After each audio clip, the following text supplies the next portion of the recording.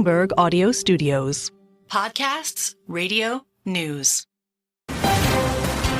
You're listening to the Bloomberg Balance of Power podcast. Catch us live weekdays at noon Eastern on Apple CarPlay and Android Auto with the Bloomberg Business app. Listen on demand wherever you get your podcasts or watch us live on YouTube. We're still absorbing all of the news we got on Wednesday because, boy, was there a lot of it, not just Donald Trump's trip to Washington, but leadership elections in the Senate and in the House, where they have renominated Mike Johnson to take another turn at the role of Speaker. Now that we know, which also was made official yesterday, the House will be maintained with Republican control. They have retaken the majority, or kept it going, rather, according to multiple networks and the Associated Press. So the assumed to be Speaker in the next Congress, Mike Johnson, was feeling pretty good yesterday. The theme that you'll hear over and over from all of our members across the conference is that we are unified and energized and ready to go. Serious times call for serious leadership. It's going to be a policy agenda-driven administration and a Congress. And you've heard us say many times that it could be, I believe it will be, the most consequential Congress of the modern era, most consequential administration of the modern era, because, frankly, we have to fix almost every area of public policy. But, of course, we need to finish this session of Congress, and we do have questions about the lame duck session and what it might bring. That's where we start our conversation with the gentleman from Kentucky, Congressman Andy Barr, Kentucky's 6th member of the Republican Conference. Great to have you back, sir, on Bloomberg TV and radio. Thank you for joining us. I want to begin with the funding deadline that is on December 20th. You and your colleagues need to figure out how to keep the lights on going into the new year, and there's an argument about whether that should last into March or, in fact, go further into September to buy Donald Trump time to enact his agenda, not saddle the new president with a funding debate as soon as he gets into office. Your colleague from New York, Mark Molinaro, professed his preference for going later into the year with a stopgap. But, Congressman, I know that that is problematic for members of the Freedom Caucus and for a lot of defense hawks. Where are you on this? I think we need to clear the decks. We need to get the spending bill done. The House has passed 70% of all of the spending for this fiscal year, so we have about 30% to go. The Senate hasn't passed a single appropriations bill. But I think in the interest of the next administration, we should clear the decks. We have a lot to do, as the Speaker pointed out in your earlier segment. We have a lot to accomplish in the first 100 days of the next administration. And if we're fighting old battles and the spending bill for this year, instead of looking forward to next year, I think that would really waste a lot of time. So, yes, we need a fiscally responsible appropriations bill, but we need to get it done by the deadline of December 20th and give the next Congress a unified Republican government all of the flexibility that will be required to pursue a very ambitious and bold agenda in the first 100 to 200 days next year. So, Congressman, I think what you're saying is that there shouldn't be another continuing resolution. And if so, aren't we just going to end up with either an omnibus or a couple minibuses before the new year? Yeah, I don't think we should kick the can down the road. Let's finish the business. As I said before, the House has passed 70% of the appropriations bills. Let's finish our work and get the Senate to do its work, whether that's in one bill, two bills, three bills, three minibuses, or what have you. We just need to get the job done so that we start with a clean slate in 2025. There's so much to do in reconciliation with extending the tax cuts, securing the border, passing legislation to unleash our energy potential. And in the Financial Services Committee, we should have a big, bold agenda to restore the American dream by unleashing our capital markets to really provide jet fuel for our economy. That's what the American people deserve. Fighting the old battles of spending for this year, I think, would delay all of that work. Says a lot, Congressman, when the regular order option seems to be the most alternative at the moment, but I appreciate your view on that. We're watching shares today of Tesla and Rivian and other companies exposed to electronic vehicles fall sharply. Tesla's down about 4% right now. Rivian is down over 10%, with a Reuters headline that Donald Trump wants to undo or get rid of the $7,500 EV tax credit. This is something that we knew could be coming in an effort to unwind parts of the IRA. Congressman, does he have the votes in Congress to do that? Well, he has my support because I don't think government intervention into markets is a really effective way to efficiently allocate capital in our economy. The fact of the matter is, if you talk to auto dealers across this country, certainly in Kentucky, the demand for EVs is simply not there.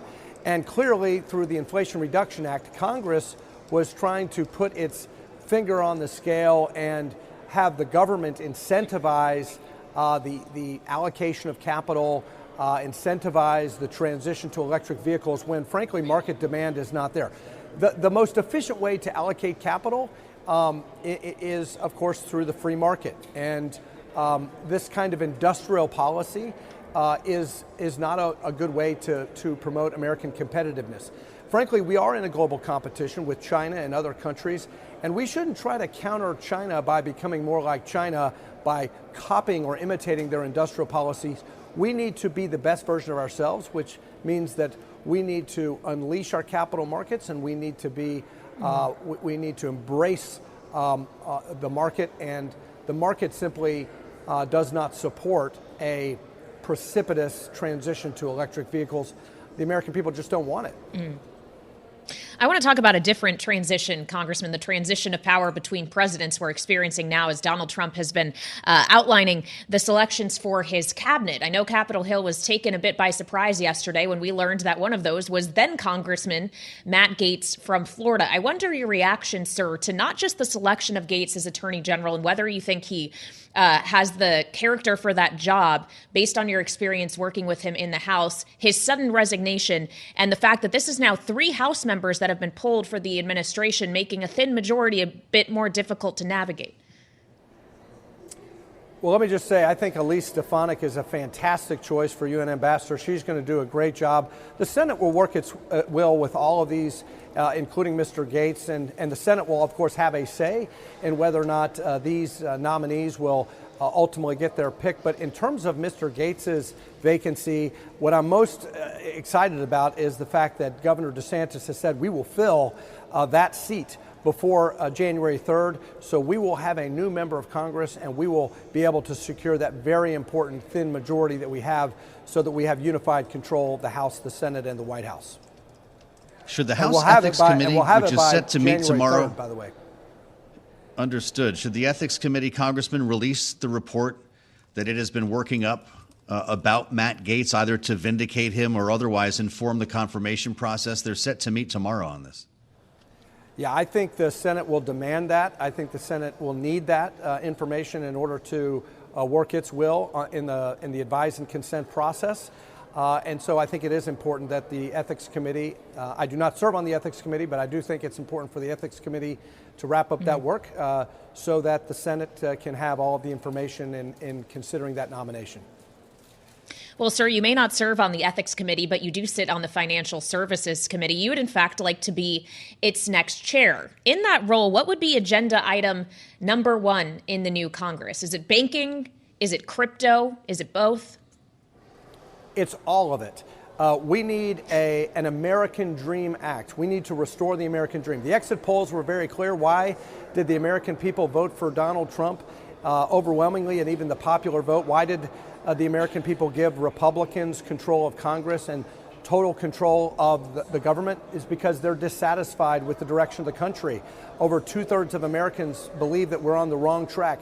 So they want change, and they want the American dream restored. The idea that with hard work and by playing by the rules, they can get ahead. Right now, they don't feel like they're getting ahead, and they want major economic growth to give them that upward mobility that they deserve. In order to do that, of course, we need to extend the Tax Cuts and Jobs Act, those $4.5 trillion of expiring tax cuts through the reconciliation process. But we need more than that.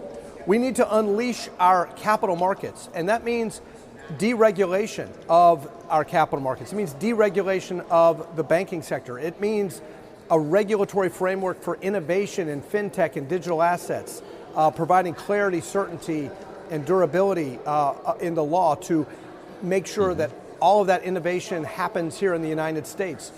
We need an affordable housing agenda to combat inflation. A major part of inflation is the lack of affordable housing in this country. And deregulation of our housing markets is a big piece of that.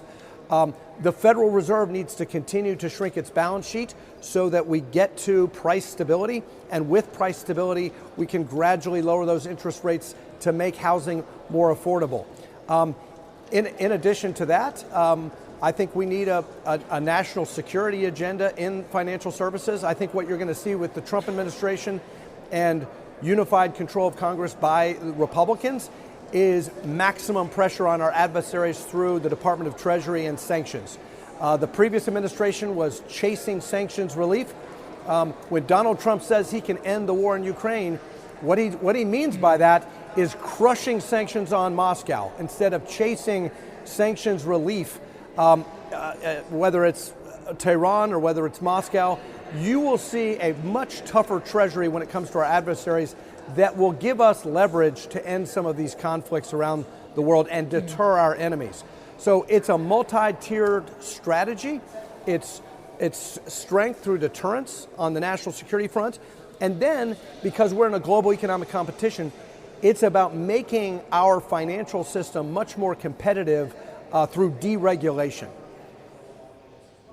All right, Congressman, thank you so much for your time. That is Congressman Andy Barr, the Republican from Kentucky, in the running to chair the Financial Services Committee in the next Congress. Thank you so much. We want to quickly add the voices now of our political panel today. Jeanne, Zaino, Bloomberg Politics contributor and senior democracy fellow with the Center for the Study of the Presidency and Congress, together with John Seaton, founder and CEO of Echo Canyon Consulting and Republican strategist. John, just as the Republican, we just heard from the congressman there, this notion that the Gates seat could be filled quickly before January. He's excited for Elise Stefanik, but how hard is it going to be with this thin majority to get all that work he wants to get done when the vote count is so narrow?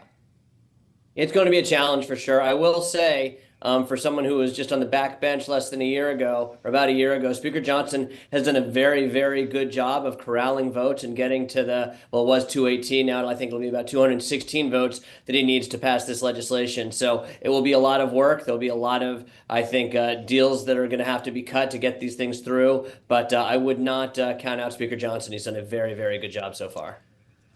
Well, pretty interesting to hear from the Congressman Jeanne about government funding. He says, don't kick the can. We need regular order. Let's pass all 12 spending bills.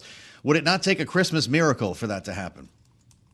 It would, but boy, that was a great conversation and music to my ears as we keep talking every year after year after year. Can we get something in place so that the government can be funded in a regular way, in an orderly way? And so to hear Congressman Barr say that, but to your point, I think it's easier, obviously, said than done. We know that from experience. And I also thought it was very interesting to hear him say about the confirmation process in terms of Matt Gaetz, that the Senate is going to be considering likely what is coming out of the Ethics Committee. And my understanding is they are at this very moment battling about what is released. But whether it's released publicly or not is almost beside the point. I agree with him completely that the senators have a right to get that information.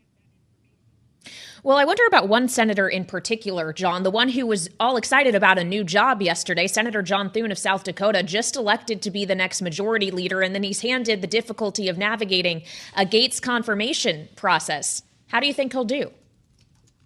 I think he'll do a great job. I think that John Thune is widely What does that look like? What does that look like? I think he has the respect of his members, and I think this job, when it comes to leadership, it really is about having the trust and the support of your 52 other Republican members. And I think that they know that he'll have their back. They know that he's working for the betterment of the conference. So I think he'll do well. I do think that he's got some real challenging confirmation battles up ahead of him right now. I'm not sure how excited he is to have the job, but I think he'll do well. And I think that his colleagues really do respect him. And I think that will play a huge role in how the Senate runs over the next 2 years. Certainly big shoes to fill and a big test now with a President Trump emerging at the other end of Pennsylvania Avenue. You're listening to the Bloomberg Balance of Power podcast. Catch us live weekdays at noon Eastern on Apple CarPlay and Android Auto with the Bloomberg Business app. You can also listen live on Amazon Alexa from our flagship New York station. Just say, Alexa, play Bloomberg 1130. As we also wait for more news in Washington from the Trump transition team. Remember, I know your mind was blown yesterday, but we still have some big ones. We need Treasury. We need health and human services. And both of those will be big news when they break. As we follow the bouncing ball in the House of Representatives, we're almost there. What do we have? Nine races left to be called a week and several days later. We told you that was going to happen. It's California, right? Final tally, though. Check this out. As Donald Trump continues to pluck Republicans from the House of Representatives, the final tally when this is done could be a GOP net gain of a single seat.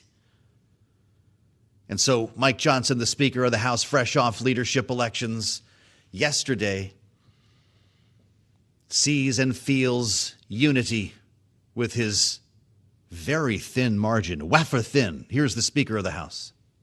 The theme that you'll hear over and over from all of our members across the conference is that we are unified and energized and ready to go. Serious times call for serious leadership. It's going to be a policy agenda-driven administration and a Congress. And you've heard us say many times that it could be, I believe it will be, the most consequential Congress of the modern era, most consequential administration of the modern era, because, frankly, we have to fix almost every area of public policy.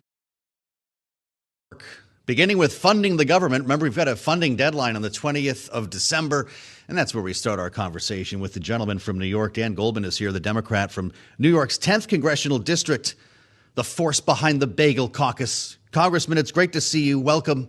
It's pretty clear that once again, Mike Rogers is going to need Democrats to get anything done.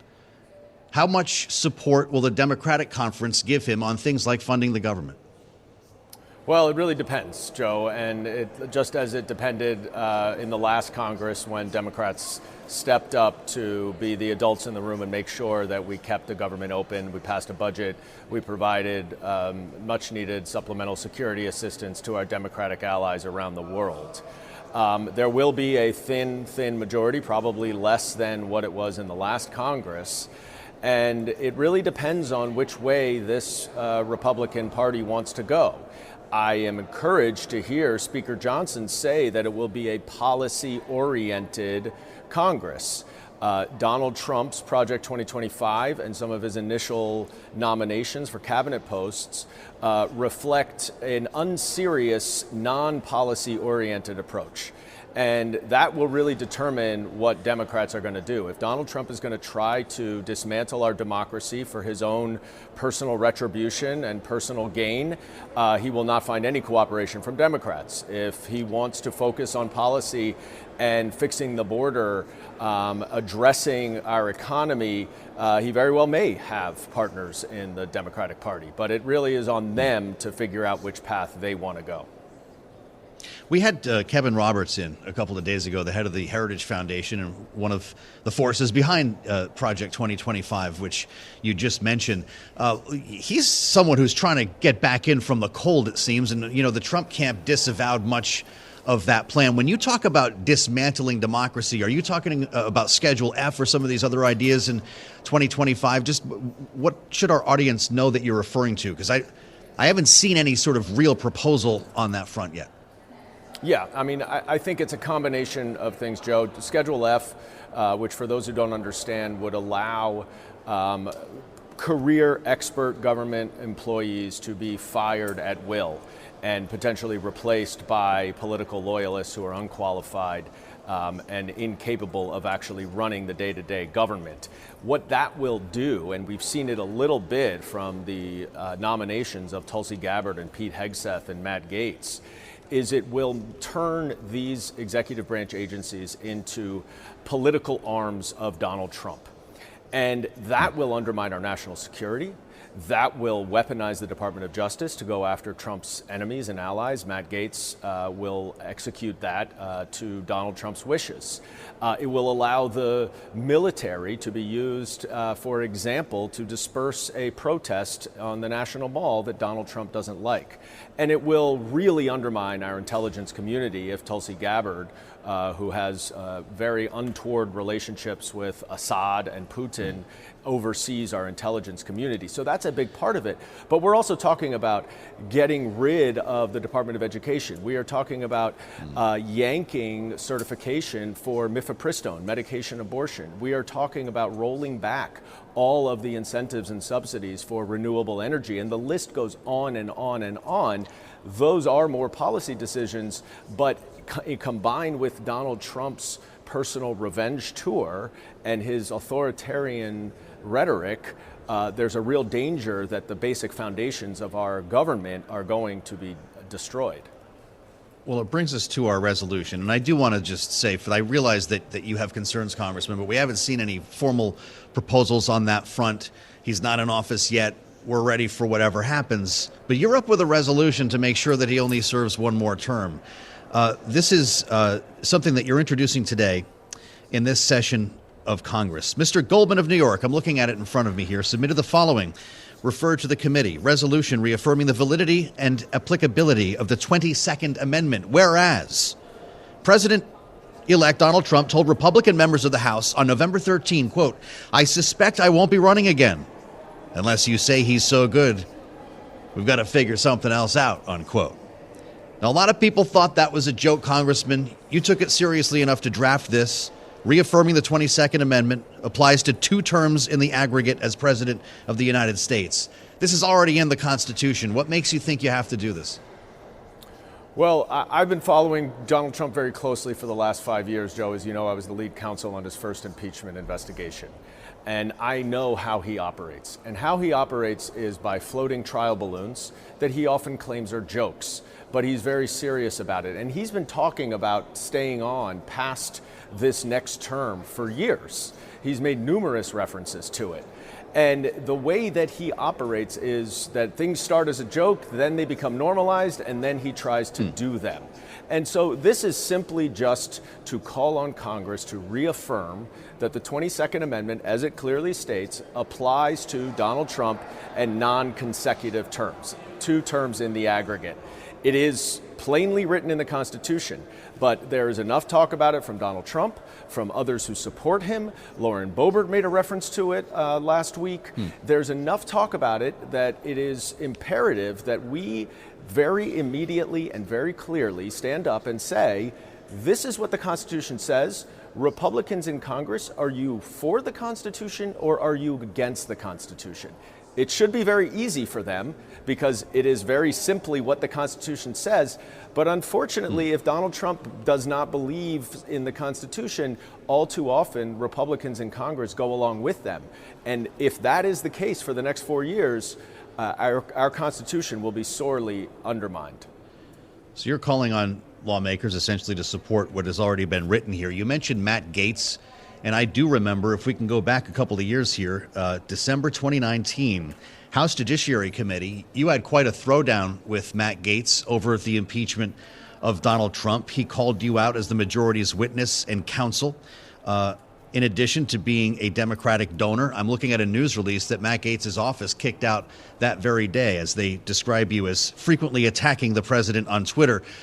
Was that the beginning of Matt Gaetz's trajectory to becoming Attorney General? I don't know whether that is or not. I think, I've worked with Matt Gaetz now for 2 years. I've seen how he operates. I've heard what he believes. He is a burn down the house kind of member. He wants to burn down the Department of Justice. He wants to eliminate the FBI. He wants his own personal retribution and revenge against the Department of Justice because they went through an extensive criminal investigation of him. So he is the exact wrong person to run an institution that is so important to the orderly interpretation and implementation of our laws, our criminal laws, our civil laws. This is about as bad of a pick as one could imagine, because Mr. Gates just literally wants to tear it down, and he will turn the Department of Justice into Donald Trump's personal attorney, which is not what it is designed to be. This even gets out of the starting gate here. Congressman, thank you. Dan Goldman of New York with an important headline that relates to the gentleman from New York City. Congestion pricing, here it is, $9 a toll to start in January, according to the governor.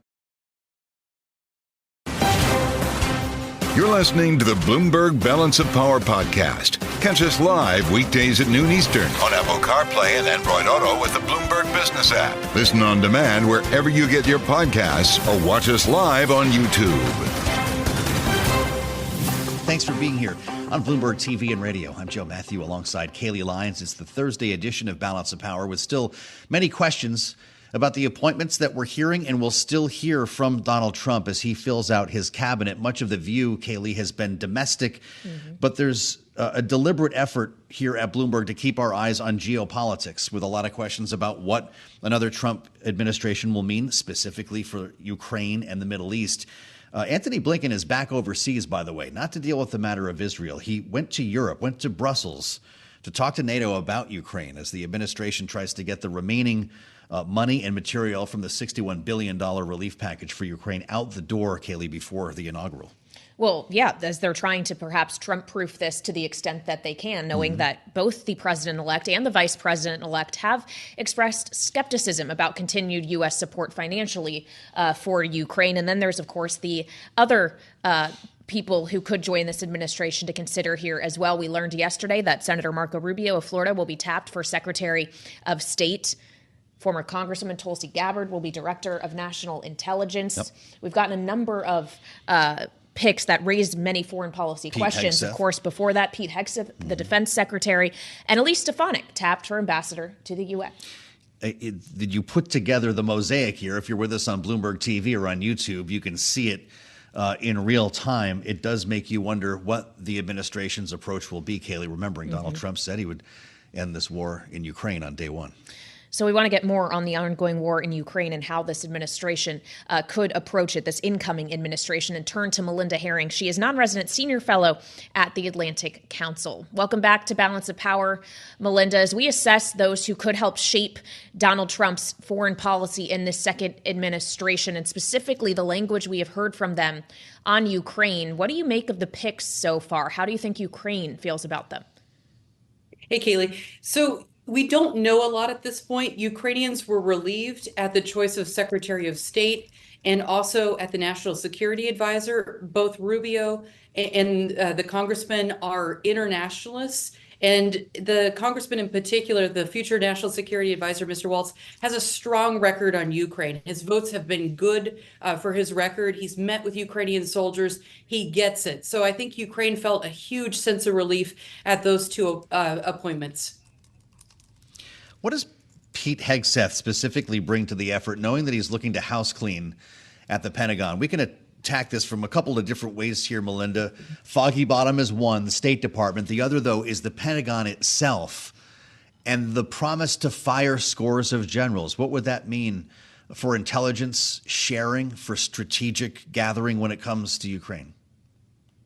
Hey, Joe, I think the Pentagon nomination is one that gives people a lot of pause right now. It's not very clear what this gentleman would bring to the table in terms of his managerial chops.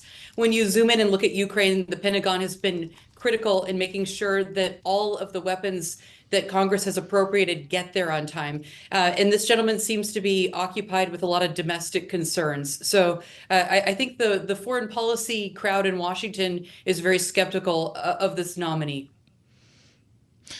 Okay, so if we're looking at potential areas in which there is concern over those who will be in the incoming Trump administration in the U.S., Melinda, is there going to be the ability to make up for that in other allies around the world? Is Europe going to be able to step in where the U.S. might not, or is there really no hope for Ukraine if U.S. military and financial backing does not continue? There's always hope, and there's always hope for Ukraine because Ukrainians are determined, and this is an existential fight. So even though some of the current nominees raise more than an eyebrow, give me anxiety at night, pick whatever analogy you like, they are not confirmed.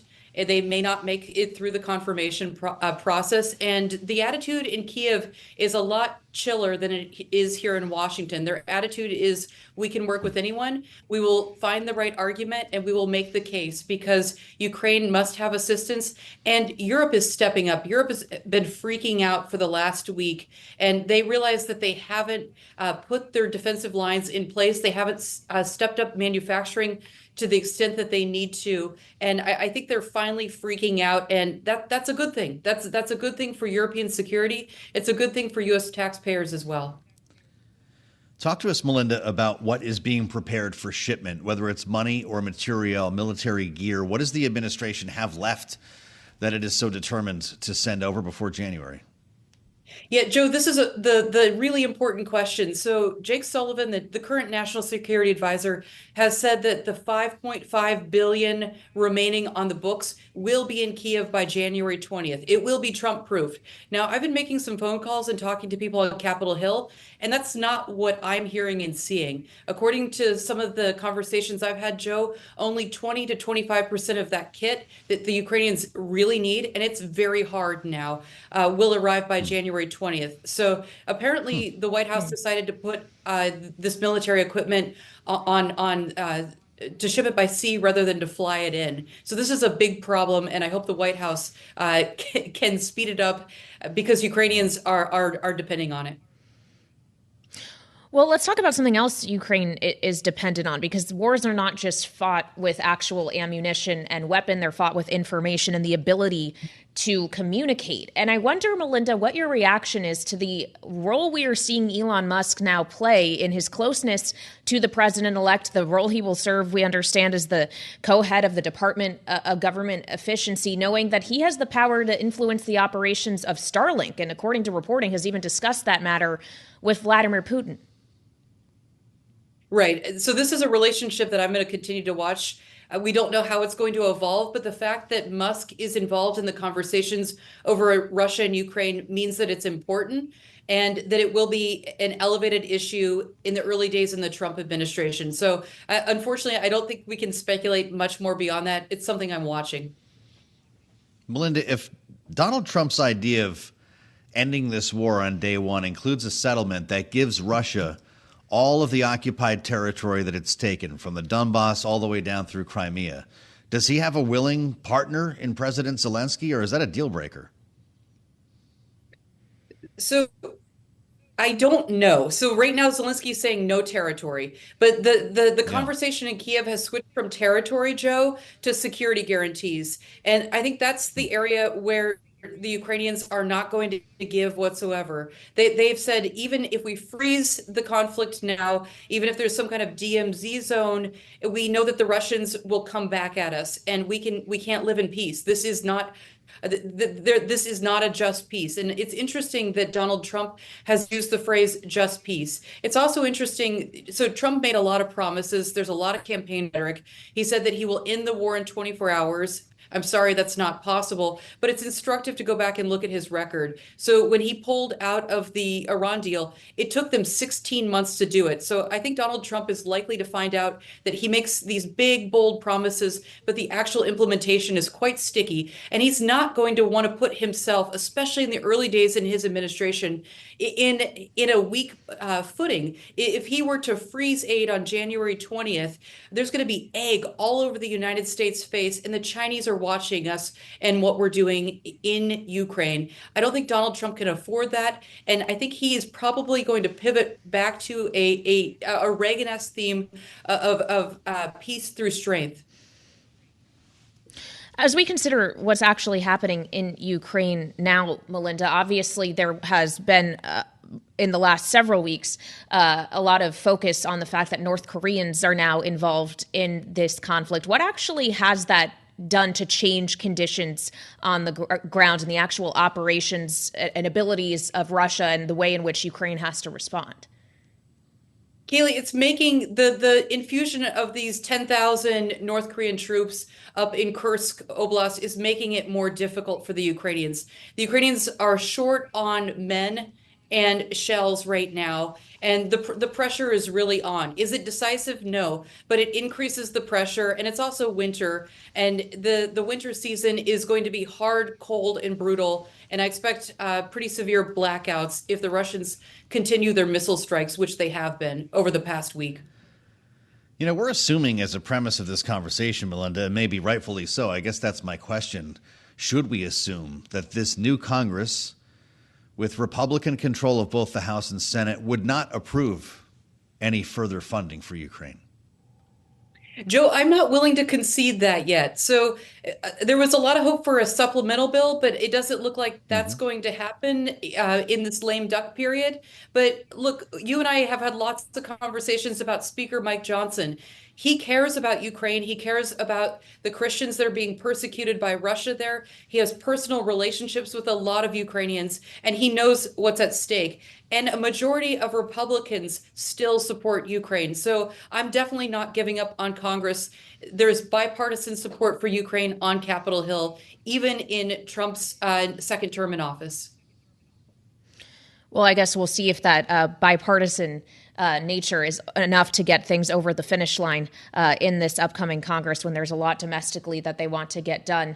Melinda, President Biden is about to make another trip overseas, one of his last as president. He's going to be meeting with Xi Jinping tomorrow on the sidelines of the APEC summit in Peru. He'll then be heading to the G20 in Brazil. How do you think Ukraine is going to factor into the conversations that will be had over the course of the next several days? So I know that Taiwan and many other allies in the Pacific are watching to see if America will live up to its promise. We've made a lot of promises on Ukraine, and our actions have a big and resounding impact, particularly in Asia. So I think that our actions are being watched very carefully, and that's sort of what I expect to see and be a focus of that discussion. Melinda, it's great to have you back with us, non-resident senior fellow at the Atlantic Council, with clearly a lot of questions that have to be answered about the way the Trump administration, incoming and the incoming Republican majority in the House and Senate, will handle the matter of Ukraine. Melinda, thank you, as always, for the insights. And we hope to continue the conversation as we learn more here, Kailey. It really reminds us of how many plates we have in the air. As we talk about domestic policy, today it's the IRA and tax credits for EVs making news. But the situation in Ukraine, the situation in the Middle East, where there's now apparently a drive for a ceasefire that might coincide with the inaugural, with Hezbollah specifically, really worth watching as we see this transition take place. Well, and of course, one of the visual elements of that transition that we saw yesterday was a sit-down between President Biden and President-elect Trump at the White House. And according to Jake Sullivan, who took part in the White House briefing yesterday afternoon, foreign policy did feature heavily on that agenda for that conversation, though we didn't get a full readout. We certainly do expect both the current leader and the one who will be leading the country moving forward after January 20th did talk about these topics in the middle of all of the other news Donald Trump was bringing us in regard to the composition of his second administration. The next big meeting to look for will be in person. President Zelensky and Donald Trump, they are working on putting that together, according to Bloomberg reporting, and that could be happening anytime between now and the inauguration. We'll see if Elon Musk emerges in that meeting. But we've got a lot more to follow. To Kailey's point, we've been getting a lot of these appointments in the second half of the day. Treasury still outstanding. Health and Human Services still outstanding, along with a couple of others. Yeah, commerce, energy, agriculture. There is a big cabinet to fill out of just ones that need Senate confirmation and more still that we could learn about who won't require that check. Thanks for listening to the Balance of Power podcast. Make sure to subscribe if you haven't already at Apple, Spotify, or wherever you get your podcasts. And you can find us live every weekday from Washington, D.C. at noontime Eastern at Bloomberg.com.